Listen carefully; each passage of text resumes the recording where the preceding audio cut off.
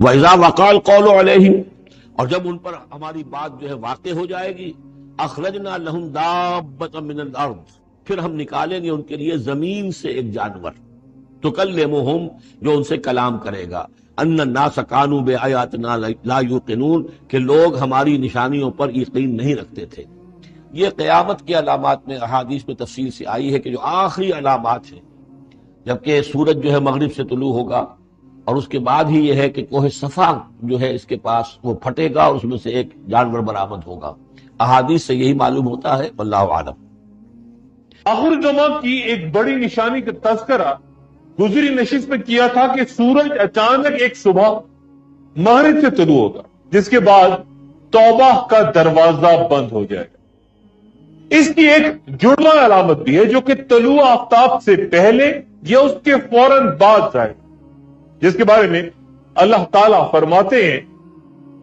اور جب ان پر قرب قیامت کے وعدے کی بات پوری ہو جائے گی تو ہم ان کے لیے زمین سے ایک جانور نکالیں گے، وہ ان سے کلام کرے گا، بے شک یہ لوگ ہماری آیات پر یقین نہیں کرتے تھے۔ اس جانور کو دعوت الارض یا زمین کا چوپایا کہتے ہیں،